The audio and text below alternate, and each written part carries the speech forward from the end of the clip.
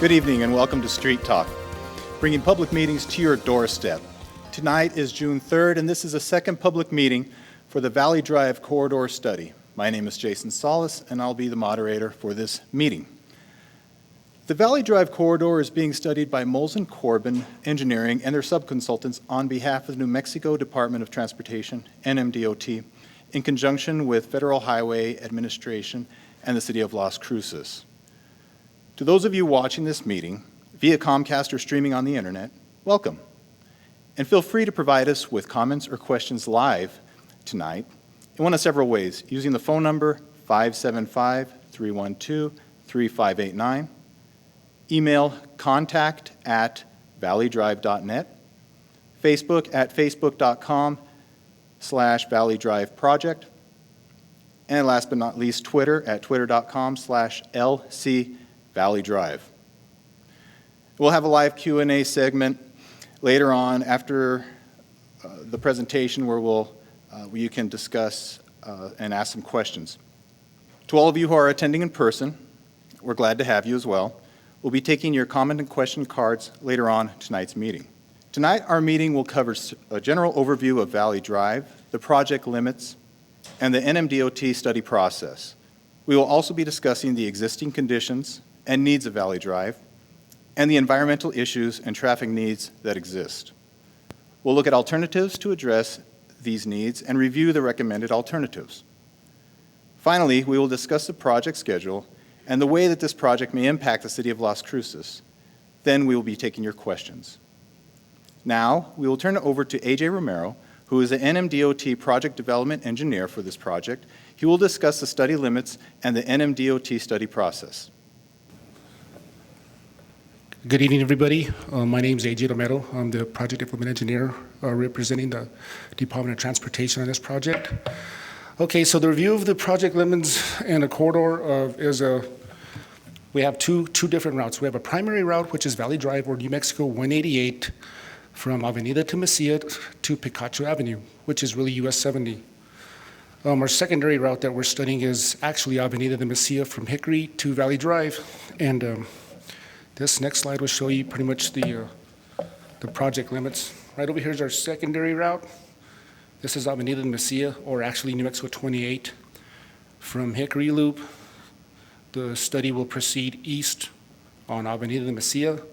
We will turn left or turn right along Valley Drive or New Mexico 188. We'll cross Brown Road, cross Amador, Hadley, and we'll terminate the study at Picacho Avenue, which is US 70.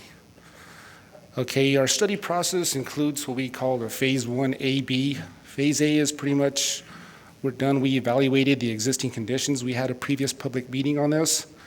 We're in the midst of Phase B, where we're evaluating all alternatives. Phase C is our environmental document and processing. By the time we get into Phase C, we'll have our preferred alternative, which we will pursue for design, and which is actually Phase 1D, which is preliminary design. That's 30% design plans, pretty much. And all of these involve public involvement. We do take comments, we do take public perception and public involvement, like I said, and comments into regard when we do our design. What this project consists of is safety improvements, which include access control, sidewalk, curb and gutter, driveways, drive pads, multimodal improvements, which we are a multimodal agency, and which improvements consist of ADA, bicycle, and public transportation. We'll have signalized intersection improvements. The biggest thing on this, to me anyway, well, amongst other things, is drainage. There's no drainage out there. So this project will take care of a lot of drainage. And the pavement condition, we all know, we've seen Valley Drive. It's pretty dilapidated. We're going to fix that. And now with this, I'll turn it over for reals to Vince Pena, who will take over at Purpose and Need. Thank you.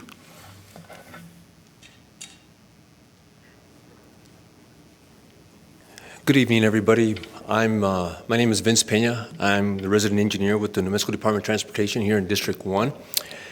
And like AJ Romero was talking about, as far as some of the little bit of the conditions of Valley Drive as it's existing right now, the corridor between Avenida de Mesilla and Picacho Avenue. But if we notice right here, the purpose and the need is something that is of great importance, which we're considering during the project development and for future construction. First of all, we have physical deficiencies. Roadway condition is very distressed, very fatigued. We have a lot of cracking out there, different types of cracking. Some of it is alligator cracking, another is random cracking in several locations. And then at the same time, we got potholing, where what happens is that, of course, when we have major rains, then water collects there. It causes the pavement to get more distress, more failure, along with the subgrade. And then, of course, that's a bad condition for the traveling public, for the vehicles. Congestion. In areas we do have congestion. We know that there's no access control out there at the moment. And so at times there's traffic congestion. This could be also difficult on pedestrians as well. There's vehicles that are trying to get in, vehicles that are trying to get out, congestion at the intersections. And so this is something that is observed out there out on Valley Drive. And this goes in hand with safety. When we think about safety, we think about accidents. So there's a possibility of increased accidents when there's no access control or when there's a roadway that is failing structurally. At the same time, pedestrians have to be very careful when they're walking because in reality, traffic is just turning in and turning out. And so it's one of those situations where in the future, when this project goes into construction, the safety aspects of it will be, it'll be drastically enhanced. System connectivity. On that one, we just completed this past year, we completed Avenida de Mesilla, the section right there, the Hickory Drive, right there where the I-10 Avenida de Mesilla interchange is. And then a few years ago, we completed Valley Drive, North Valley Drive from Picacho going north towards Mayfield High School. So now this project is going to entail from Picacho, it's going to connect North Valley from Picacho, and it'll connect to Avenida de Mesilla at Hickory Avenue, which is right there where the McDonald's is. And that system connectivity is very important because instead of having two improvements, one at each end, we have a whole corridor that's improved all the way from Avenida de Mesilla, going through town, all the way through North Valley. In regards to access, we have areas out there, of course, where basically there's no driveways, there's no drive paths, there's no defined access for ingress and egress into the businesses. And that's something that will definitely be enhanced as we develop this project and then also during construction. And then economic development, that's an important one because anytime you improve a roadway, then that is good for the city. It's good for the development economically for businesses. People are more inclined to go to that area. They won't avoid it. And it's attractive. So economic development will definitely be enhanced. And then as far as legislative mandate, in this case, it wasn't like other projects. Sometimes other projects, they're mandated legislatively, but in this case, it's more the purpose and more of the need locally to be able to improve this part of the corridor of Valley Drive. On this slide, you can see throughout right here, there's no access control. We don't have any type of driveways, any type of drive pads. So basically what's been happening is that people just swing in and swing out. And anybody that wants to, like pedestrians want to walk this area, they have to be careful because somebody can just swing into the business or people are just swinging out. And at times, it's been observed where when somebody is entering in to try to get into a business, there's somebody that's coming out. And so that presents a near miss head-on, and pedestrians have to be very careful in these areas. So there's no guidance. It's basically a free-for-all in this whole entire corridor. This will definitely be improved. It'll be enhanced.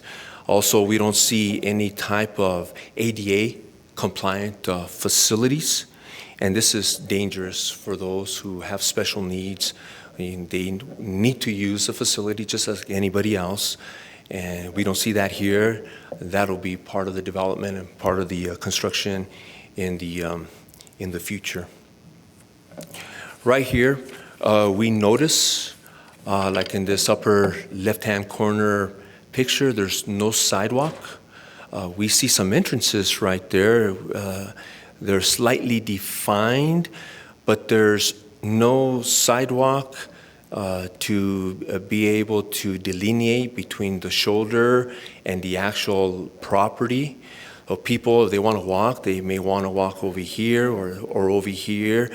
Basically, it's up to them. So once we put sidewalk, we define the area where they need to walk. There's no curb. What that does is that presents a problem when a car wants to come in and that there's no barrier there, so they'll just drive in, they'll just swing in, and that could be a safety situation for vehicles going out, coming in, as far as people who are trying to walk as well. On this slide right here, we see a sidewalk that just ends.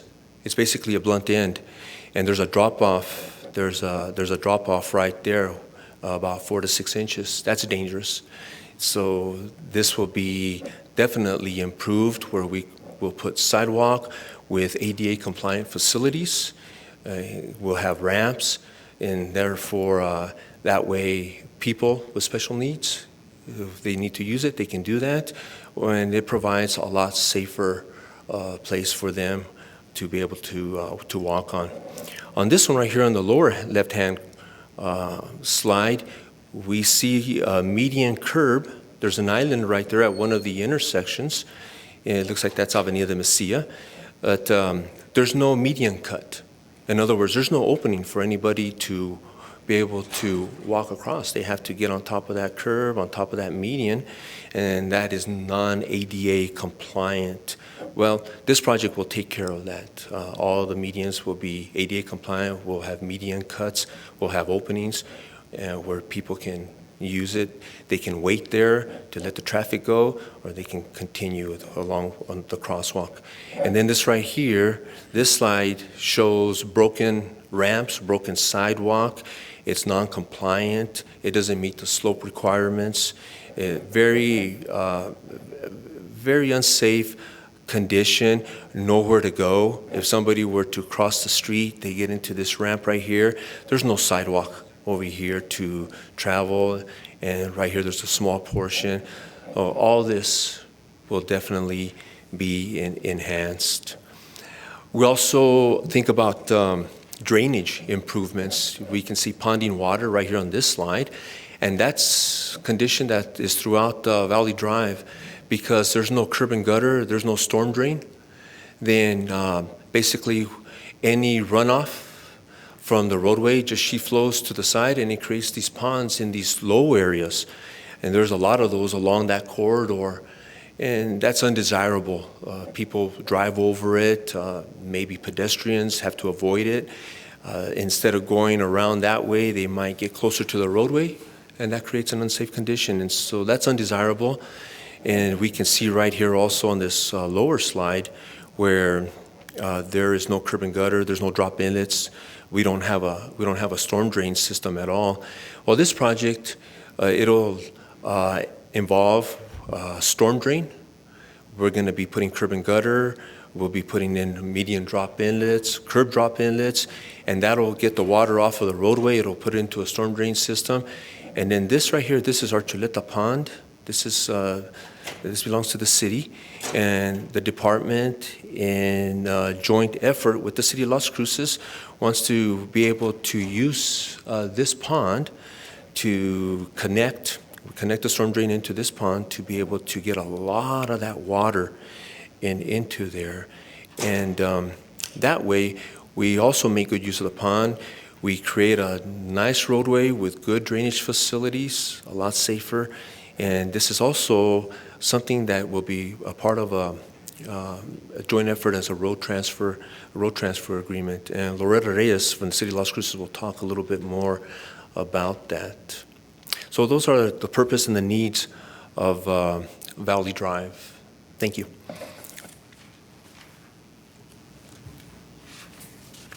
Thank you, Vince.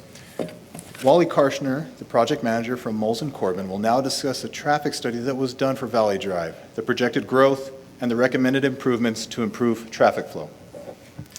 Good evening, everybody. I don't know about you guys, but when I get on a roadway, I want to get from point A to point B as quickly as possible. The only time that's any different is if my kids are in the back seat asleep, and then I'm praying for a red light. So as traffic engineers, we want to make sure that the roadway functions as best as possible. In order to do that, we need to know how many cars are out there. And so we did traffic counts. You've probably seen those. There's tube counters that we put across the roadway, and those give us a lot of information. They give us the number of cars that cross, the type of vehicle, the speed that they're going.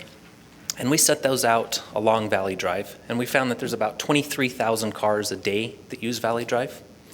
And then along Valley Drive, there's 17 intersections. And so we counted each of those intersections. Those intersections were counted using a camera, and then we went back to the office and counted how many people turned left, right, went straight through the intersection. And all of that was done in November 2004. There's a few regulations on how you count traffic in the rules. You don't want to count traffic when school's not in session. You want to make sure that there's not a major event going on. You want to pick your most average day so that you can know an average picture of what's going on the roadway. Once we counted the traffic, then we have to project what the future traffic is going to be. How many in here know what's going to happen 20 years from now? None of us do. So we use a lot of assumptions as far as the growth rate to determine the traffic increases in an area. So we'll look at the land use, how dense the existing infrastructure is in the area, and how much growth potential there is. For this project, we found that we used a 1.5% yearly growth rate. And this was consistent with the NMDOT's statewide planning and the Las Cruces Comprehensive Plan from 2040. And so what that means is in 20 years, there'll be 35% more vehicles on Valley Drive than there are currently.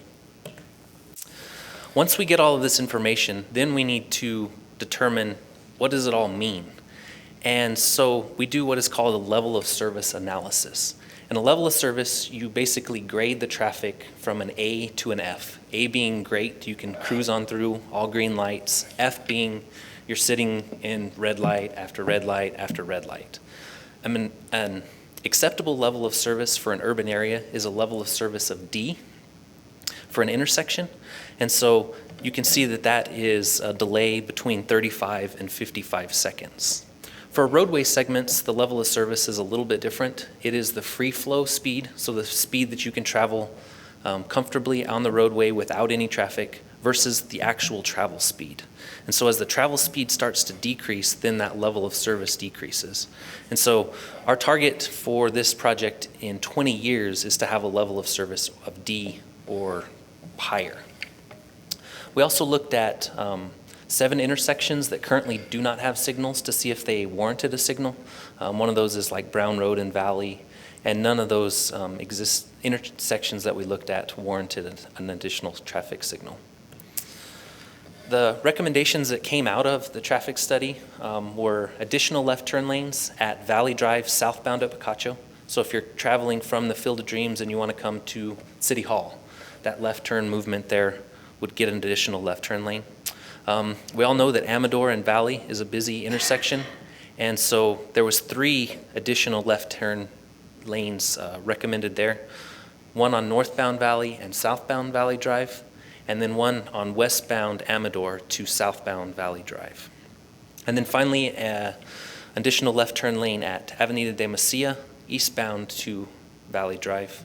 And then at Hadley, there was some lane modifications that were recommended. Currently, there's a shared left turn and through turn lane and a dedicated right turn lane. So we made some recommendations to make that a dedicated left turn lane and a combination through lane and a right turn lane. And then we looked at deceleration lanes. We wanted to make sure that vehicles traveling along the roadway could easily get out of the travel lane and decelerate and turn onto, say, Brown Road or Sequoia or Aspen or one of those streets. And then as traffic engineers, we're always trying to find ways to eliminate left turns at unsignalized intersections. Anytime you have traffic crossing in front of another vehicle or crossing another lanes of traffic, you allow for a conflict point or a potential accident to occur. And so any place that we can eliminate those would be recommended as well. As we all know, Valley Drive is a heavily used business corridor, and there's 75 driveways along Valley Drive. So there's probably at least 75 businesses along Valley Drive. Of those 75 driveways, only 11 of them have permits with the NMDOT. And we did a driveway analysis. The NMDOT has a state access management manual which outlines the spacing of driveways and the locations of driveways based on the type of roadway. And we did a study of all of the 75 driveways, and we determined that 54 of those driveways could probably remain where they are with some minor modifications, and that the rest of them probably need to be changed more significantly, or they needed to be consolidated. So there's areas that have long open driveways, so we would try to consolidate those into more defined driveways into a specific business. A lot of that will be done through the design phase, and that'll be done with property owner interviews. So you'll see us again, all of you business owners will come out there and meet with you and try to find a place that your driveway fits best for you, but is also safe for the people that are using Valley Drive. And then as they also have talked about, safety is one of the most important things. And so we looked at all the crashes that have occurred on Valley Drive. While the data that we received is only the reported crashes. So if somebody crashed into somebody else, they exchange insurance information and everybody drove off. We don't have a record of that. So these are actual crashes that had a police report filed. And so from 2009 to 2012, there were 0 fatalities along Valley Drive. There was 1 crash that had an injury and 15 crashes that resulted in damage only. So overall, Valley Drive has a low crash rating, but there's always room for improvements. We would like all those numbers to be 0. Thank you, Wyatt. John Tashik from Ecosphere, a project consultant, will now discuss the environmental process and findings for the Valley Drive corridor. Good evening, everybody. Our role is to do the environmental studies for the project, and because the project has state and federal money, we're required to comply with the National Environmental Policy Act, or the NEPA process. And NEPA requires that as part of the decision-making process, the study team take a look at a whole wide range of environmental topics and consider that information in decision-making. It doesn't necessarily mean that we have to have a project with no impacts, but it's part of the decision process. And really, for NEPA, we try and focus on those areas that are relevant to the project. And for this project, really the areas that were most relevant were possible contamination with hazardous materials, and we did resource studies for hazmat sites or old gas stations. We also looked at cultural resources because the corridor dates back to the 60s, and even before, when it was a truck bypass. There are a number of historic buildings, some of which are eligible for the National Register. We don't anticipate that there will be any impacts because there won't be any takes of those buildings, or none are anticipated. And then we also looked at community issues, which are important here, things like access to businesses. And during our earlier public involvement, there were quite a few comments about providing improved pedestrian and bike facilities. So all of those conditions were examined in the Phase AB report.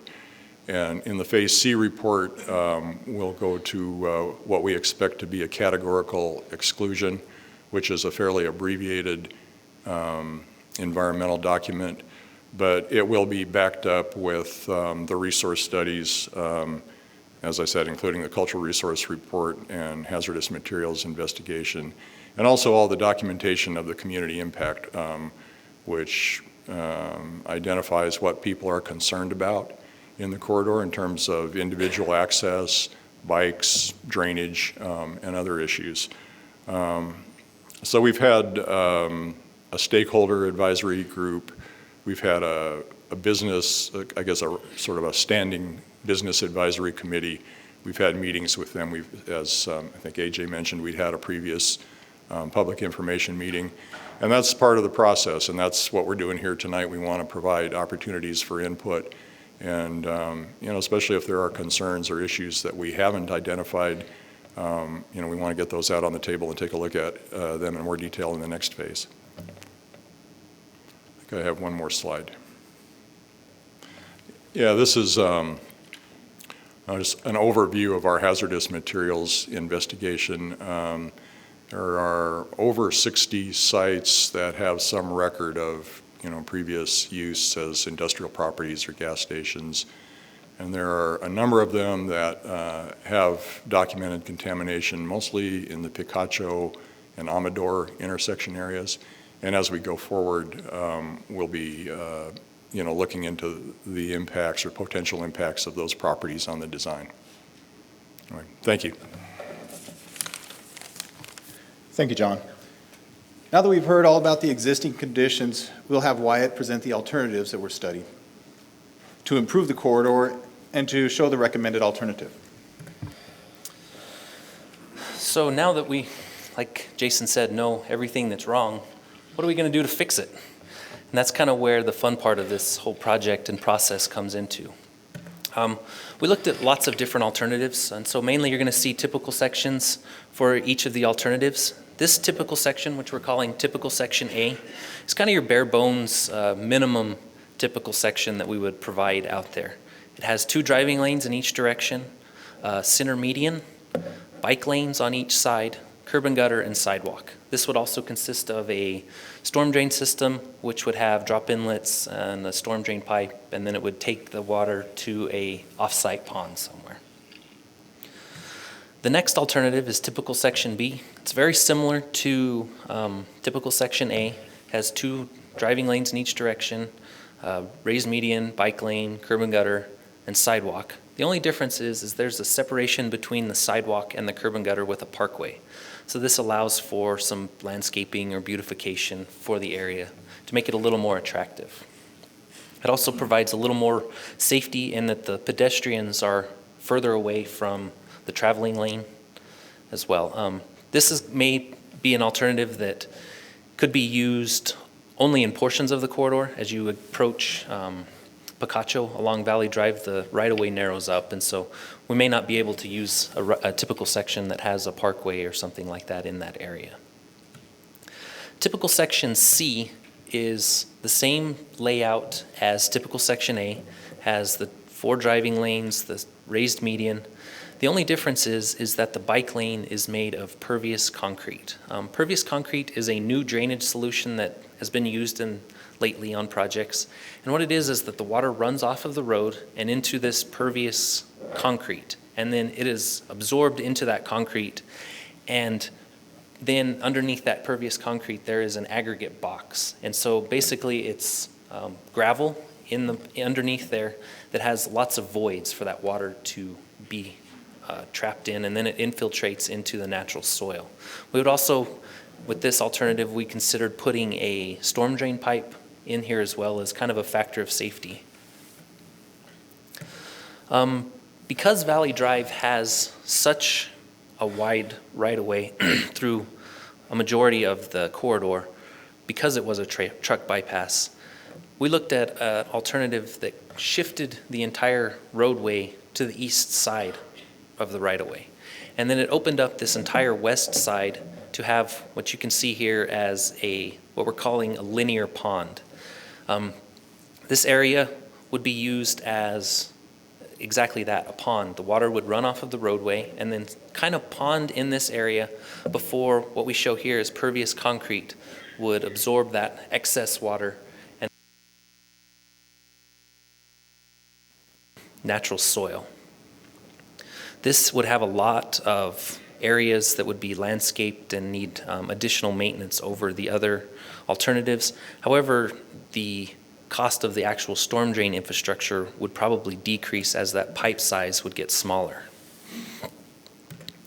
Typical section E is a typical section that kind of enhances the safety for the bicyclists. It still has the 2 driving lanes in each direction, the raised median, but it does have a buffer between the bike lane and the driving lane. And then it also has the curb and gutter and sidewalk. This alternative, like the others, would have a storm drain system installed as well. Based off of our business advisory meeting that we had in January, we developed typical section F. And this typical section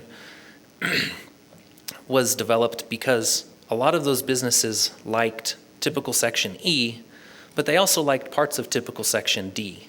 And so we combined them. We added the buffer between the bike lane and the driving lane, and then also incorporated the linear pond with the landscaped area and kind of a trail through there. And then the final typical section alternative that we looked at was typical section G. Early on, we, as Moles and Corbin, had a recommendation of typical section F, but there was some concerns from the NMDOT and the city of Las Cruces on the amount of maintenance due to that landscaped area. And so we kind of came to a compromise of, let's put in the bike lane, the buffer between the bike lane, and add a parkway. So it adds some beautification to the area and puts in the, makes the area just a little more beautified than just typical section E, which just has the sidewalk. Because Valley Drive has such a large right-of-way, we looked at opportunities to do mid-block U-turns. We looked at various configurations of these U-turns. Here's one of the configurations. It's kind of you would cross over and you could see that the traffic would travel as they would turn around here. And then here's another mid-block U-turn configuration. This configuration, the traffic does not cross over each other, so it eliminates a conflict point and allows the traffic to make a U-turn and go back the other way safely. And then this is a U-turn option that's used in the city of Las Cruces right now. This is actually a photo from Loman. And so you can see the traffic would get into the left lane, turn off, and then there's a crossing point between the 2 traveling lanes here that we'd have to navigate. And then as part of this project, we wanted to look at some of the things that were unique or kind of out of the box. And one of those things was a Michigan left. This is a concept that's been used in Michigan, was where it was founded, obviously, but it's been used in Utah and some other states to improve the function of a corridor. And so what it does is it eliminates left-hand turns through an intersection. So if you are on Avenida de Macia and you want to go north on Valley Drive, you would actually turn right, go down Avenida de Macia towards the Walmart, do a U-turn, and then go back north on Valley Drive through the signal. It kind of seems like it wouldn't work as well, but what they found is that by eliminating that left-hand turn phase in that signal, that it actually processes more cars and is more efficient. However, with our current volumes on Valley Drive, we didn't think that this was something that was warranted at this time. We also wanted to look at a roundabout at intersections. This roundabout is actually drawn in at the intersection of Amador and Valley Drive. Roundabouts have kind of gained popularity in the United States. They've been used all over Europe and in South America for many years, but they're kind of gaining popularity here. And one of the problems that roundabouts experience is when there's a heavy volume of left turns like there is on Valley Drive, they tend to clog up and don't function well. There's a threshold of about 3,000 cars per hour, and we're at that threshold. So based on that, we didn't recommend using a roundabout at any location along the corridor. So now that we had all these alternatives, we had to figure out which one do we pick and how do we do that. I know we all probably can look at it and go, oh, let's pick that one. But we wanted to do it a little more diplomatically, I guess, or with some science behind it. And so we used an evaluation matrix. And these evaluation matrix was made up of these criteria that you can see on the screen: access, drainage, traffic control, constructability, safety, cost, maintenance and utilities, context-sensitive solutions, and environmental impacts. And so each one of these evaluation criteria was giving a weighting or a score, possible max score, and then each alternative was graded against that possible maximum score. And then the total score of each of these was determined the winner. And the recommended alternative is typical section G.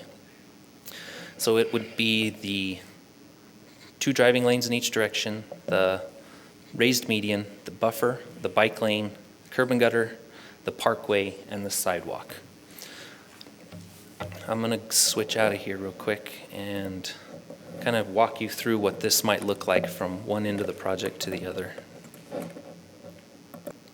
So I'm going to start here on Avenida de Mesilla, and then I'll travel north on Valley Drive. On Avenida de Mesilla, because the right-of-way is a little tighter here, we would match the existing typical section that was used on Avenida de Mesilla, so it wouldn't necessarily have the bike lane, or the buffer between the bike lane and the driving lane, nor would it have the parkway. As you turn north onto onto Valley Drive, you can see here's the dual lefts that I talked about earlier that were recommended. You can see in here that we have this red area shows the parkway, which would be a landscaped area. There's the bike lane, and then the buffer between the bike lane and the driving lane. When it continue north, you can see we have some dedicated right turn lanes or deceleration lanes that I talked about earlier. And then here's a location where we thought there was a potential for a U-turn.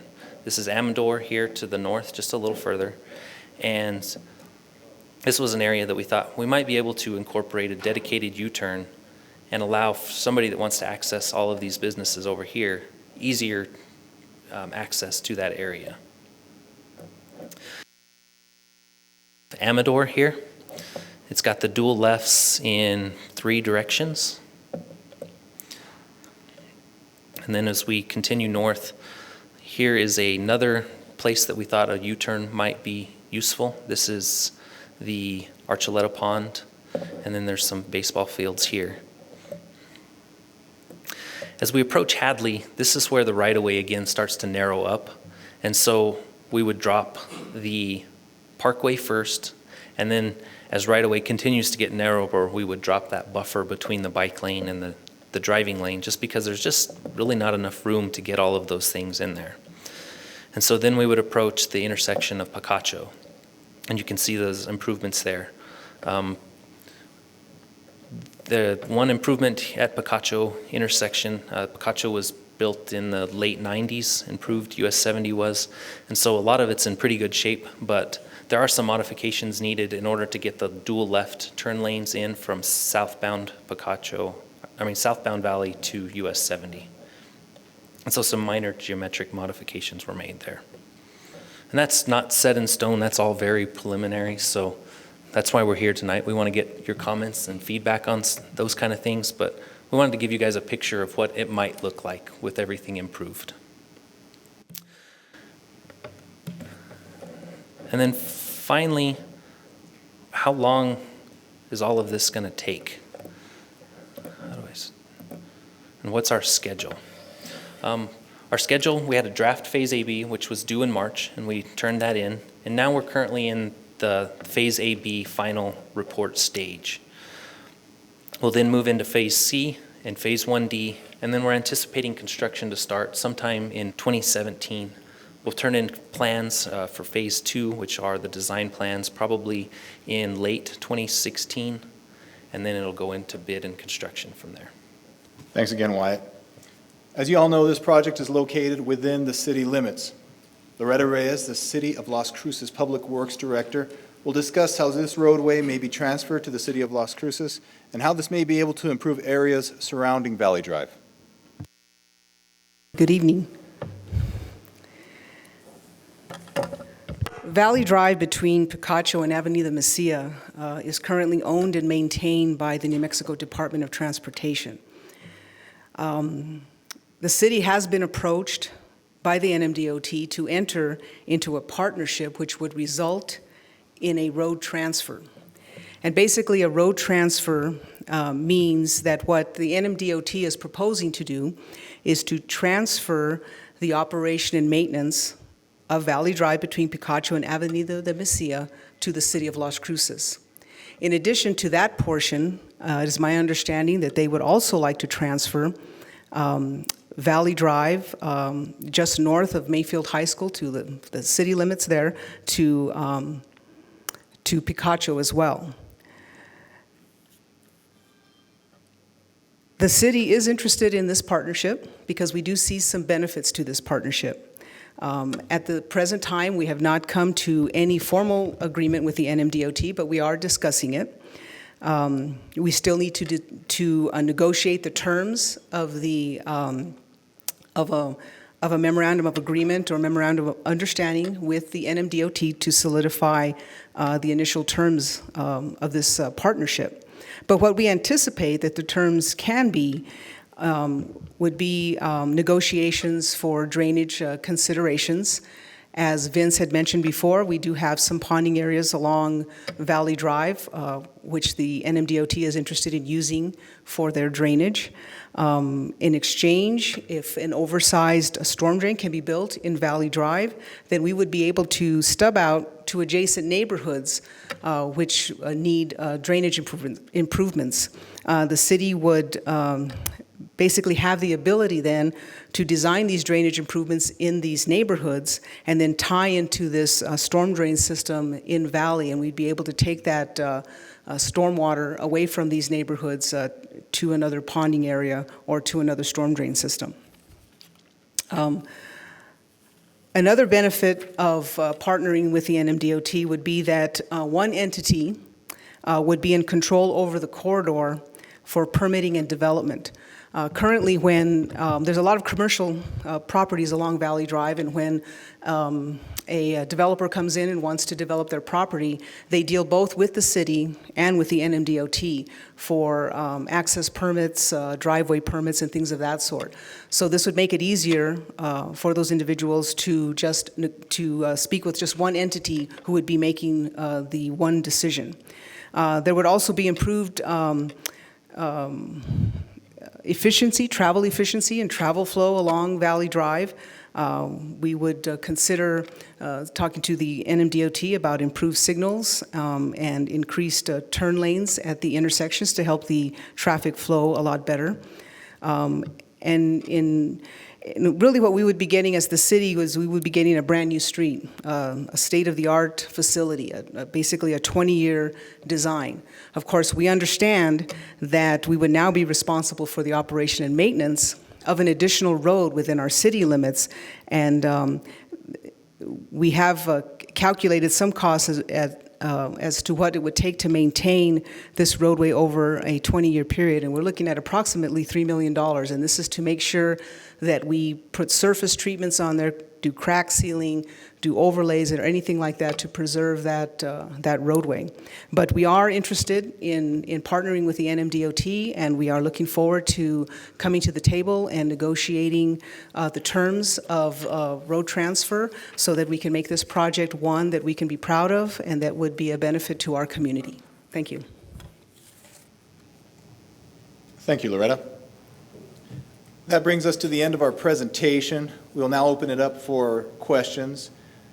Please provide your questions and comments in one of several ways. Again, the phone number is 575-312-3589. Email contact@valleydrive.net. Facebook at facebook.com/valleydriveproject, or Twitter at twitter.com/LCValleyDrive. Or if you're here in person, feel free to fill out the question and comment card, and we'll be gathering those as well. So let's go to some questions here. We have a question from Randy. How will wide loads be accommodated during construction? Who wants to take that one?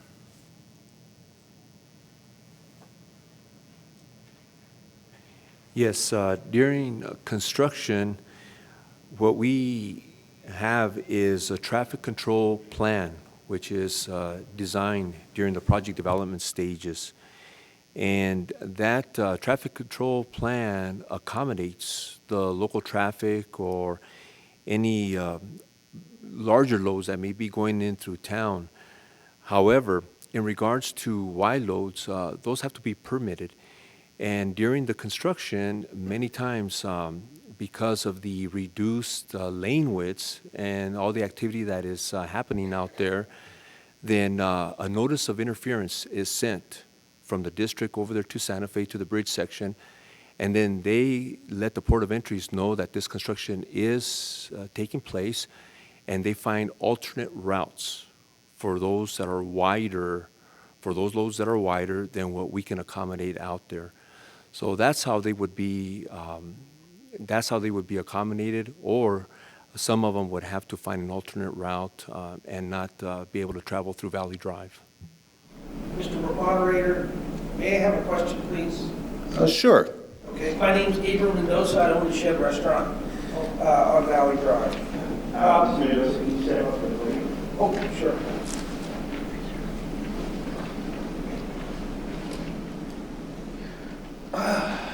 My question is, how long is this project going to take? From start to finish? When you start breaking ground, how long?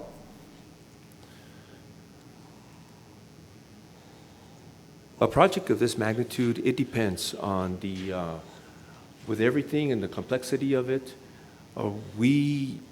without knowing right now exactly what we are looking at in regards to the budget, in regards to the operation and so forth. Can you estimate a time?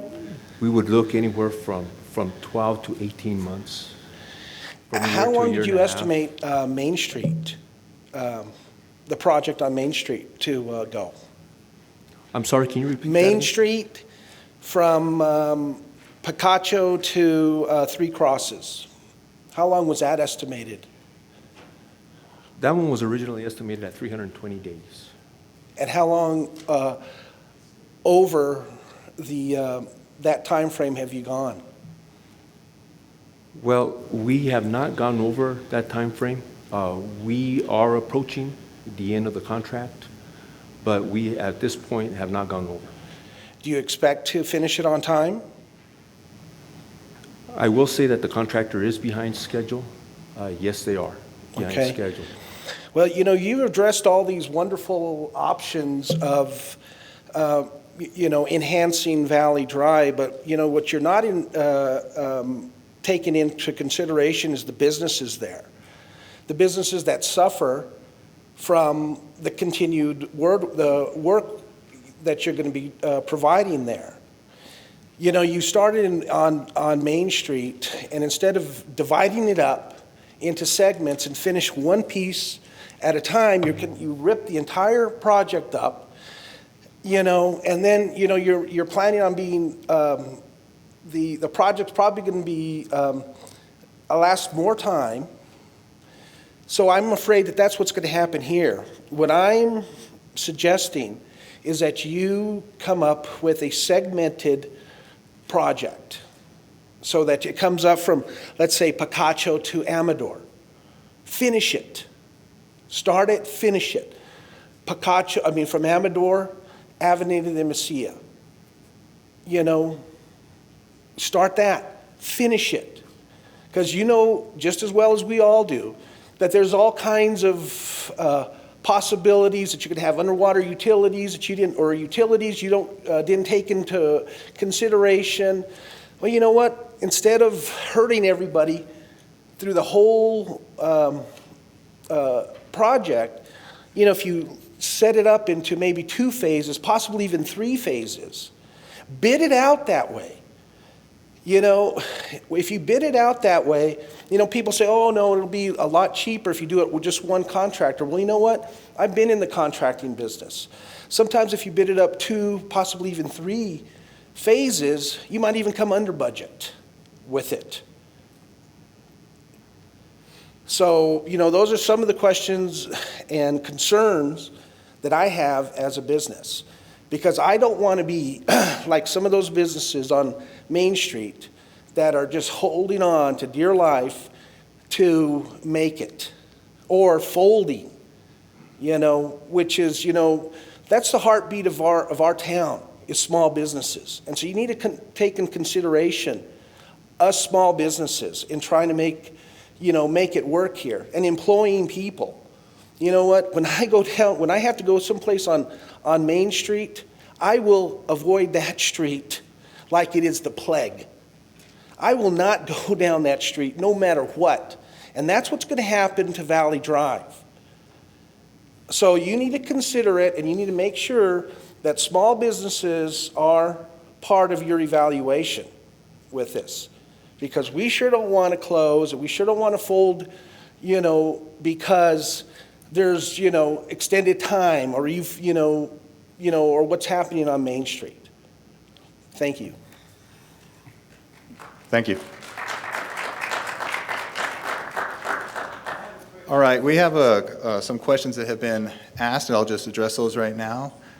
We have a Josie who lives or is at South Valley.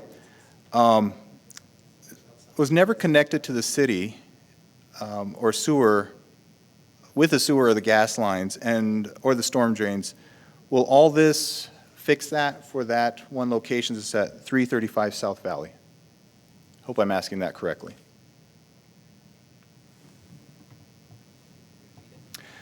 There's a location at this woman at 335 South Valley that says that she was never connected to the city sewer or gas lines. And will this fix that for her?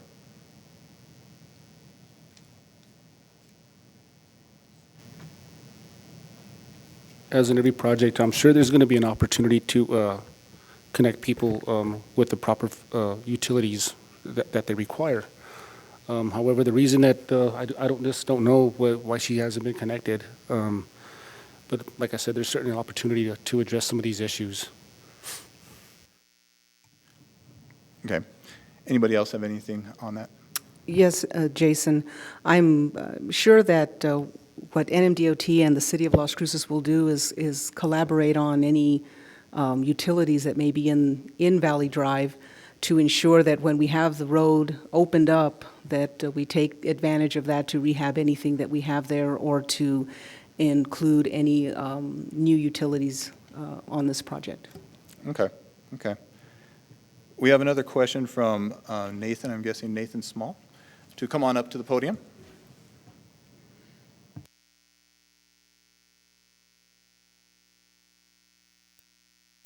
Thank you. 2 quick questions. First, will property owners with currently vacant properties be part of the stakeholder interview process for the curb cuts and driveways? Yes, we will reach out to every property owner along the corridor. Okay, and I ask that and want to invite everyone. There, June the 25th through June 29th, there'll be a development charrette entitled Amador Proximo, and it's about reinvestment and spurring more investment into the Amador area, which is obviously very inclusive of Valley Drive. The second question, any landscaping that is part of the final design would be, if it would be paid for by the combination of state and federal dollars that are that will ultimately fund this project, correct? Okay, and assuming the city takes ownership of the street, of the corridor after completion of the project, any landscaping that would be done after that point of taking ownership would be the responsibility of the city and the city taxpayers, correct? Okay. That was probably be one of the expectations of the NMDOT. Understood.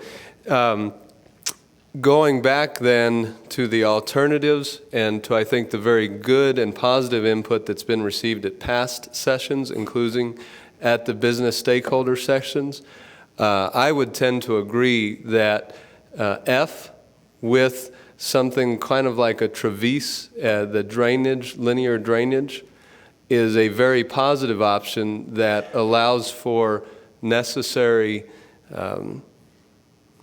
work to be done and be the responsibility of the state and federal dollars, much less the benefits that will accrue to the corridor because of that. So I strongly hope that those options are still in discussion, and I think that option was developed as a compromise, but between different entities should very much still be on the table and present some very exciting opportunities. And the final question, knowing that there's been very big reconstruction efforts, and the one that Mr. Mendoza just talked about on Main Street, what are the innovative ways that businesses and property owners can be advertised, kept open, and otherwise worked with during reconstruction projects? Because reconstruction projects, while needed, do offer unquestioned and incredible challenges to those folks who are working day in, day out, right along the street. So basically, are there any good lessons learned, and what are the most up-to-date things that we can apply to Valley Drive to make sure that the impact is mitigated as much as possible? I think one of the good things that we could implement on this project is the phasing.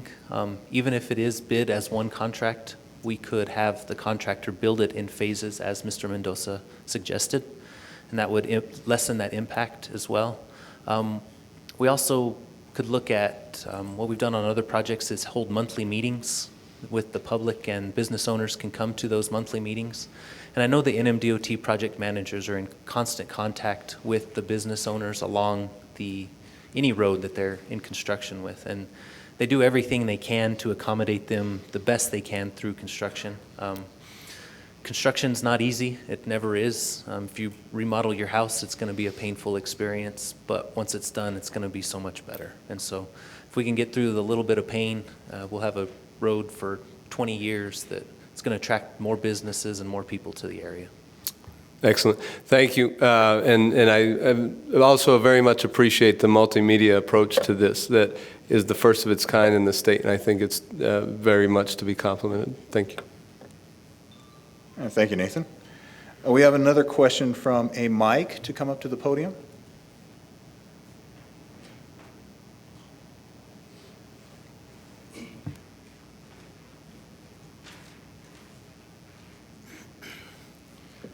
Mike Level, Solitaire Homes. I just want to expand on the question from Randy that he received earlier about wide loads. The question I would have would be, you mentioned permitting, and I'd like to get a little more information about an understanding of how we would proceed in our business as it is related to us, to how to continue without disturbance on processing our homes in and out of the area. I mean, you're talking homes with lengths of 84 foot to 114 foot with a truck. So, that's going to be a big hazard for us and you as well, trying to get homes in and out the property and street. So if you could expand on that a little bit and have a clearer understanding of that. I think in this case, because you have your business right there, right on the corridor where the construction would be taking place, by no means the department would want to do anything to greatly impact your business. So as far as the notice of interference, that's sent up to Santa Fe, and then they let the movers or transporters or the companies that do haul these wide loads, let them know what construction is taking place, what the lane width restrictions are. And now, if there's a business that definitely depends on like these mobile homes coming in, then we would do everything we can possibly to be able to accommodate having them to be able to be transported into your business. But it would have to go through the permitting process, and in this case, it would be you as the owner or as the manager of the business to be able to apply for a permit to be able to get those mobile homes in. Permit outside the typical permit from the state of New Mexico, NMOT or NMDOT, through the city to permit access in and out at that point, or would it only be through NMDOT? I'm not sure if there would be a permitting process through the city. That would be something that somebody from the city may be able to answer, but from our experience, anything that we are doing regarding construction on any of our roadways, it would have to go through the NMDOT. So basically, what you're saying is nothing changes from what we have today? Is that what? That's correct. Okay. The next question would be on the medium design. With the length understanding of what we have to have for access and the swing of the actual load, I hope that you would consider what that access requirement would need to be for that medium and what the turnaround would be required. And I know you guys talked about the turnarounds, the turnabouts and turnarounds for access. I noticed one of the slides, and I know y'all have, I think the gentleman on the end there stated that was something that y'all decided against to do those. But if that does come back into consideration, where that's placed in regards to an extra wide width driveway, medium for our area, would be something I would hope would be considered. Absolutely, yeah. We did show a couple of those on the overall map, but they're by no means set in stone. And as far as your opening to your business, that's something that we would go in those property owner interviews and meet with you and see what you guys need and try to accommodate you the best we can. Okay. Thank you, guys. Can I expand on your first question about wide load vehicles? Absolutely. I think, in the majority of the times, it's communication is the key. And that goes to all the other businesses out there that might be expecting a special delivery that might be oversized. I mean, y'all can let the project manager know in advance when you're expecting this special load, and he can make accommodations through the traffic control for you. Just like you can go ahead and you can just keep in constant communication when you're expecting a mobile home or a manufactured home into your business. That help a bunch. So communication from you also to our project manager, it will be key as well. Thank you. That actually touches on a question we had from email. Again, Randy, it was about the alternative routes and if the destination for the wide load is a business on Valley Drive. I think we just addressed that. Okay, now we have a question from Jerry with Safeco about the turn signal on Hadley. I'm guessing the question is, will there be a turn signal on Hadley? What is being recommended at Hadley is a left turn lane, so it would have a left turn phase, and then a combination through lane and a right turn lane. So yes. Okay. Question from Josie again. Who pays for the driveways? The driveways will be designed and installed as part of the project that is done by the NMDOT.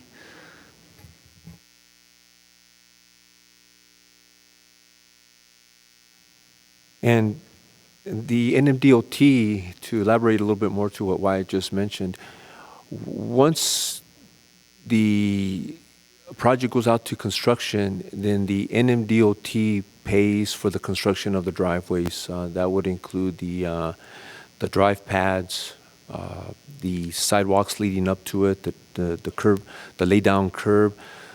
Basically, everything that is built on the project would be paid for to the contractor by the NMDOT.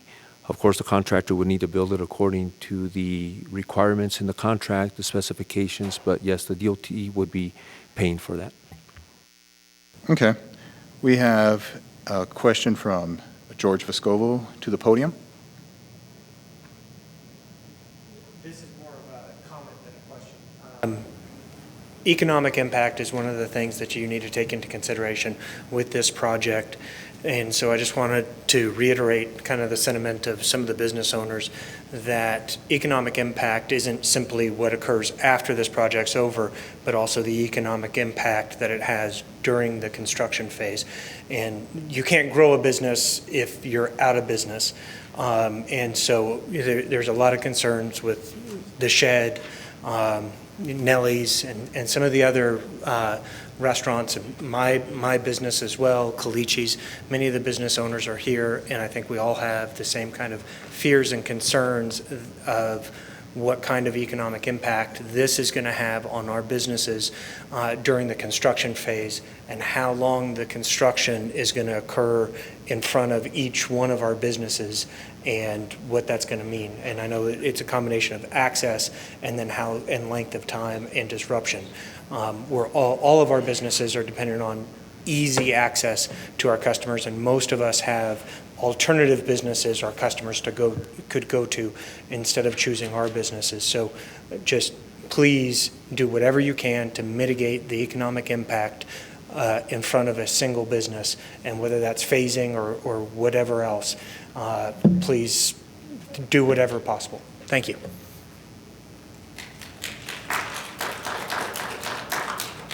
Thank you. We have another question from Mike to the podium. Mike? Mike Bartholomew. I'm the transit administrator for the city of Las Cruces, and I just had some transit questions. I was noticing that part of the planning study included the multimodal planning, and I saw in the roadway designs that the pedestrian and bicycle facilities were pretty well addressed in there, but I did have some questions. I didn't really see how some specific transit situations would be addressed on that roadway. I noticed one of my comments would be with the bike lane and the buffer in the lanes is if the bus stops were on the street with really a pull out there, it kind of leaves the buses sticking a little bit perhaps into the driving lane of that one traffic lane there.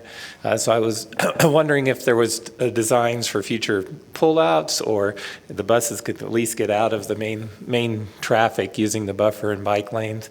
And my other comment would be that wherever we have bus stops along there, we would want to make sure that there's enough right-of-way to build ADA appropriate bus shelters and bus stops along there as well. As far as access and bus bays, so to speak, along the corridor, that's something that we can look at including. We've had some discussions with different people from the city, and there was some kind of mixed feelings on the bus bays and how well they were used or liked by the drivers. And so that's something that we would want to work closely with you on to determine what works best for you and what we can make fit. And I'd be happy to work, I'd like to have that discussion. And I think some of the bus bays, there's bad designs and there's good designs on those, and I think it's important. I understand that that's a higher speed road, so there probably needs to be more deceleration space and acceleration space, so it'd take greater right-of-way, I would assume, to build busways or bus pullouts along a higher speed road like that. Yeah, I'll be in contact with you, and we can work. Okay, and I did leave on my comments my contact information. Thank you. Thank you. From online, we have a message that would like Vince Pena to respond to George Vescovo's concerns.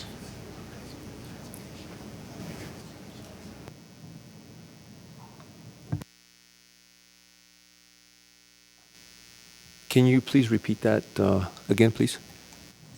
A message from online asking, I'm guessing they just want you just to address the concerns that George Vescovo brought up about the business access and things of that nature. Absolutely. We understand the business owners' concerns. There's always the concern about the construction right in front of the business, just like anytime we see construction happening in our neighborhood, we're concerned about the impact to our property, to our homes, to our entrances, whatnot. Same thing with the businesses. We're fully aware of that.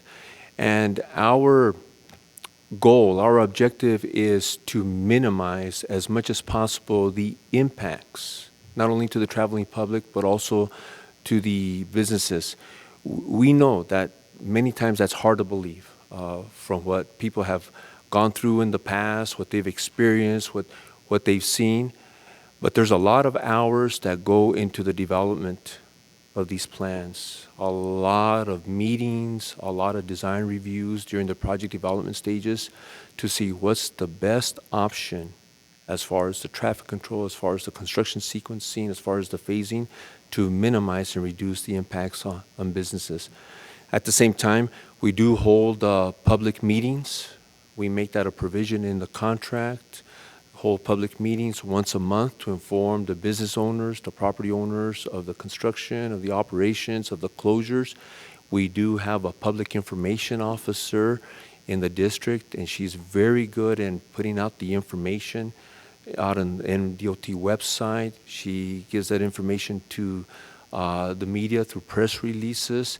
And of course, we have our project management, our project manager, who is available to hear any concerns regarding any type of access issues during construction. We just want to reassure the business owners that we take it seriously, we take your concerns, and then whenever the property owner interviews are being done, that's also the time to express your worries, your concerns, and that way we can take those back as part of the project development and make adjustments if needed. Thank you. We have George, which had a question to the podium.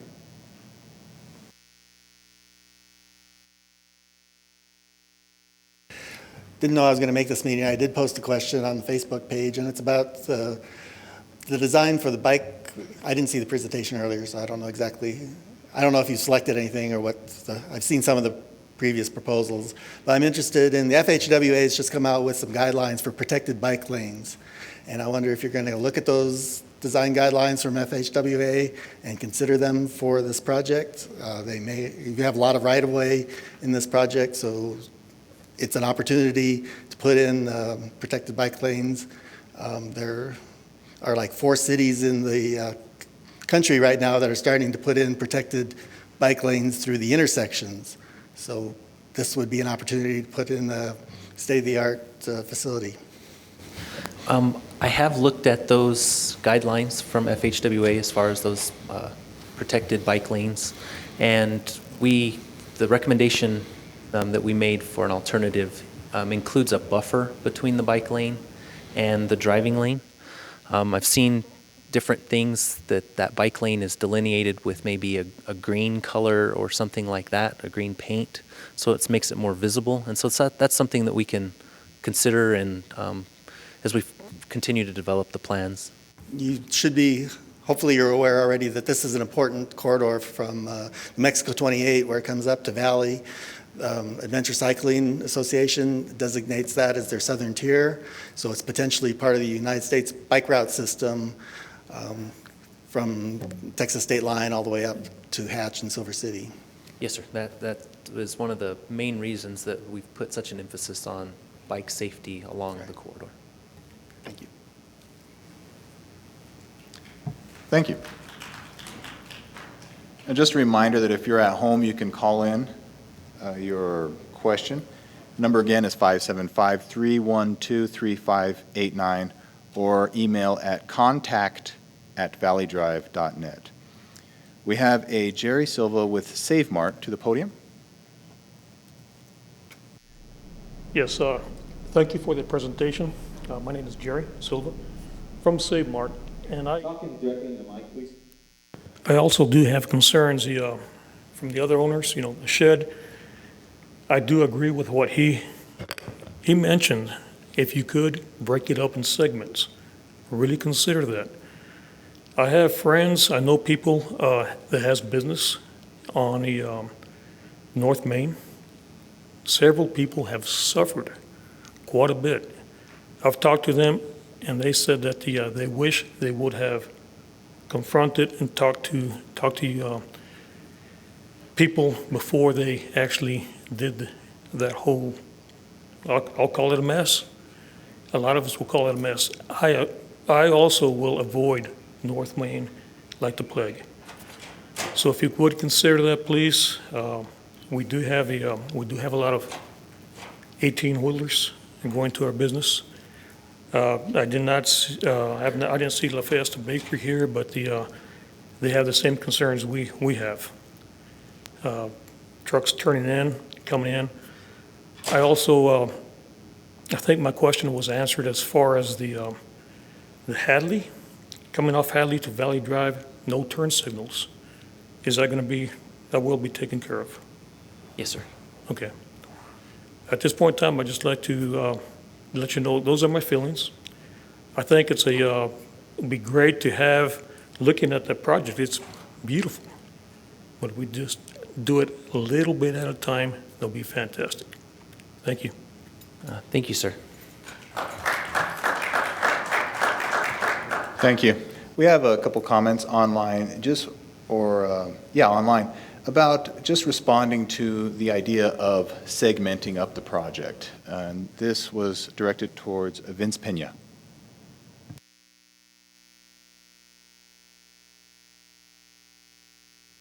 Yes.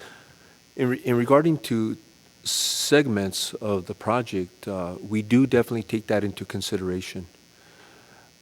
In the construction plans, we have the different sequence of construction, and we do break it up into different phases. Depending on the complexity of the part of the roadway that is being constructed, in regards to utilities, regards to curb and gutter, storm drain, whatnot, what we do is we break it up in different phases, and that way we put in a provision in there that the contractor will complete this phase first before going on to the next phase. Now, I do know that many are thinking, well, what happened in Maine, on Main Street, but there were some different circumstances that happened on that particular project, which in reality we can't get into right now. But for the most part, our objective is to not open up a roadway from one end to another and the contractor just let them work. What we want to do is we want to have that control. So we break it up in phases, complete this phase, then we go on to the next phase. Complete that phase, then we go on to the following phase. So that's definitely something that we will be looking and addressing during design. Thank you. We have a question from Isidro Lopez to the podium.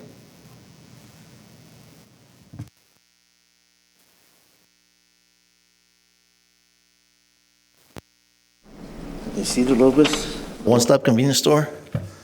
To the engineering firm, did you consider doing a 3-lane north and 3-lane south instead of just 2? Because I think the traffic's going to be, within 20 years, it's going to be more than 35%. It might be even 100%. We did look at what was warranted. If we all knew what the traffic was going to be, we'd be a lot better at this. Based on the traffic volumes that we see today and the projected growth that the city of Las Cruces has projected and the NMDOT has projected, that's where we came up with that 35% growth over 20 years. And so based on that 35% growth, a 3rd lane in each direction wasn't warranted. I understand your concern about... For some reason, I have a feeling that, the city is growing, and it's growing big. And it's too big for me, as a matter of fact, And so I'm worried about that there's going to be just too many cars. As it is, it's already too many cars, going up and down the road there. So it was my question was the concept for 3 lanes used, but I guess you said it was so. And then there's other things that we can do to improve the traffic flow along the corridor.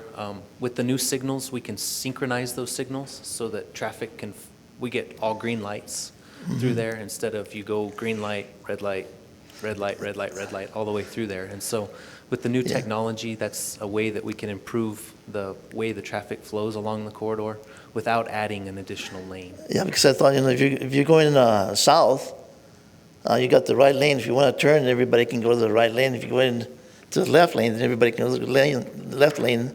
If you're going straight, well, just stay in the middle, and that, not only that, when you have large loads, humongous trucks that turn around, they have better access to the road, they can move around a lot easier like that, so that was my way of thinking, I'm an engineer, so I think that way, so that was my question. Thank you.